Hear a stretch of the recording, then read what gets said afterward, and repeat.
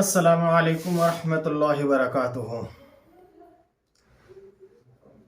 جب کوئی انسان کسی بھی کام کو کرتا ہے تو وہ سب سے پہلے اللہ تبارک و تعالی نے اس کے دل کو، نیت کو دیکھتے ہیں کہ یہ بندہ جو کام کر رہا ہے اس کی نیت کیا ہے۔ اس کا نیت دکھلاوا کے لیے نیت ہے یا پھر ہمیں راضی کرنے کے لیے نیت ہے۔ تو اللہ رب العزت تو سب کچھ جاننے والے ہیں، سب کچھ دیکھنے والے ہیں۔ اگر وہ چاہے تو کن فیکون، یعنی وہ کہے تو ہو جاتا ہے، مٹ جا تو مٹ جاتا ہے۔ اس کا کوئی ہمسر نہیں، یعنی نہ وہ کسی کا بیٹا ہے اور نہ اس کا کوئی اولاد ہے، نہ اس کا کوئی ہمسر ہے اور نہ وہ کسی کا باپ ہے، یعنی وہ ہر عیب سے پاک ہے۔ اللہ کی ذات ہر عیب سے پاک ہے۔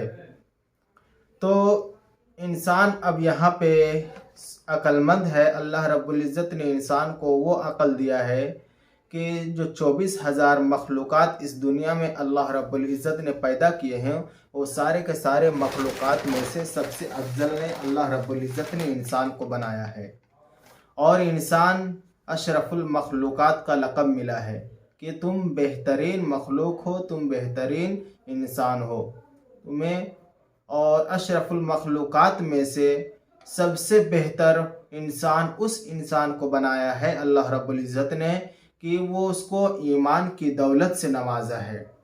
اور بتایا جاتا ہے کہ ایمان ایک ایسی دولت ہے کہ اس دنیا میں رہ کر اگر وہ ایک رائے کے دانہ کے برابر بھی اپنا ایمان کو بچا کر اس دنیا سے لے جاتا ہے تو موت کے بعد اس کو اس دنیا سے 10 بڑی گنی جنت اللہ رب العزت نے دینے کا وعدہ کیا ہے۔ تو اب ہم غور کریں کہ اس دنیا میں رہ کر پورے دنیا کی ہم سیر نہیں کر سکتے ہیں، پوری دنیا گھوم نہیں سکتے ہیں، تو اللہ رب العزت نے ہمیں اس دنیا سے 10 بڑی گنی جنت دینے کا وعدہ کیے ہیں۔ تو کب دیں گے؟ جب ہم اس دنیا میں ایک رائے کے دانہ کے برابر اپنا ایمان کو بچا کر لے کے جائیں گے، تب ہمیں ملے گی اس دنیا سے 10 بڑی گنی جنت۔ تو دوستو، کہنے کا مطلب یہ ہے کہ اللہ تبارک و تعالیٰ نے ہمیں اشرف المخلوقات بنا کر ایمان والا پیدا کیا ہے، تو ہمیں اس کی احترام کرنا ہے، اس کی قدر کرنا ہے، اس کی قیمت کو سمجھنا ہے کہ ہمارا جو ایمان ہے اس کا قیمت کیا ہے۔ تو بتایا جاتا ہے کہ ایمان کا قیمت یہ ہے، اگر کسی شخص نے یہ کہے کہ تم اپنا ایمان سے پھر جاؤ، تم اللہ کو ماننا چھوڑ دو، تم نبی کریم صلی اللہ علیہ وسلم کے طریقہ کو چھوڑ دو، اس کے بدلے میں ہم تمہیں پوری دنیا، پوری سلطنت کا مالک میں بنا دیتا ہوں، تو اگر اس کا سچا پکا ایمان والا رہے گا تو پوری دنیا کیا، پورا کا پورا دنیا کا ایک ایک ذرہ بھی اس کو اگر دے دیا جائے تو وہ ایمان سے نہیں پھرے گا۔ اس کو کہتے ہیں پکا ایمان، اس کو کہتے ہیں پکا ایمان۔ ایمان پر قائم رہنا، ایمان پر ڈٹنا، یہ مسلمان کی علامت ہے۔ تو اپنے ایمان کو قابو رکھنا ہے۔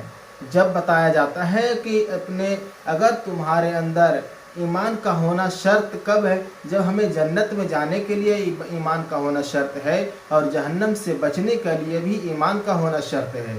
اگر ہمارے اندر ایمان نہیں رہے گا تو ہم جہنم میں چلے جائیں گے، اور ایمان رہے گا تو جہنم سے بچ کر ہم جنت میں چلے جائیں گے، ایمان والا ہے تو۔ ہاں، بات یہاں پہ یہ ہے کہ اگر وہ ایمان والا ہے پھر بھی کچھ ایسا گناہ کر دیا ہے کہ اس کو تو سزا، اس گناہ کا سزا ملے گا، جہنم میں جا کر کو اس گناہ کی اس کی سزا ملے گی، لیکن وہ گناہ سے پاک صاف ہو کر کے پھر اس کو جنت میں ہمیشہ کے لیے داخل کر دیا جائے گا۔ تو ہمیں ایمان کے مطلب کو سمجھنا ہے۔ دوستو، اگر ایمان کے بارے میں بات کیا جائے تو پوری زندگی اگر ہم ایمان کی بات کرتے رہے تو ہمارا ایمان کی بات ختم نہیں ہوگی۔ اگر انسان کا عقل اتنا ہے کہ اگر انسان غور و فکر کرے کہ ہم اس دنیا میں کس لیے آئے ہیں، کس لیے پیدا کیے گئے ہیں، ہمارا مقصد کیا ہے، ہم اس دنیا میں کب تک رہیں گے، ہمیں موت کے بعد ہمیں اس دنیا میں سے پھر کہاں جانا ہے، اگر اس پر غور کرے تو انسان ایک گناہ کرنے سے پہلے 100 بار سوچے گا کہ ہم کس راستے پہ جا رہے ہیں۔ تو اپنے عقل اور ناقص کو اپنے سمجھ بوجھ اپنے عقل کو کھولے کہ ہمارا مقصد کیا ہے اس دنیا میں آنے کے لیے۔ جب اللہ رب العزت نے ہمیں اس دنیا میں پیدا کیے ہیں تو کچھ مقصد کے لیے پیدا کیے ہیں۔ مقصد یہ ہے میرے بھائی کہ مقصد یہ ہے کہ ہمیں اس دنیا میں رہ کر کے اللہ کا حکم کو ماننا ہے اور نبی کریم صلی اللہ علیہ وسلم کے طریقہ کو اپنے زندگی کے اندر بسانا ہے، اپنے زندگی کے اندر لانا ہے۔ ہمارے نبی کریم صلی اللہ علیہ وسلم نے اللہ کا فرمان آیا اور ہمارے نبی کریم صلی اللہ علیہ وسلم ہمیں کر کے بتایا، اس پر ہم قائم رہنا ہے۔ جب تک ہم قائم رہیں گے تو ہمارا سب کچھ ایمان و یقین سب صحیح رہے گا۔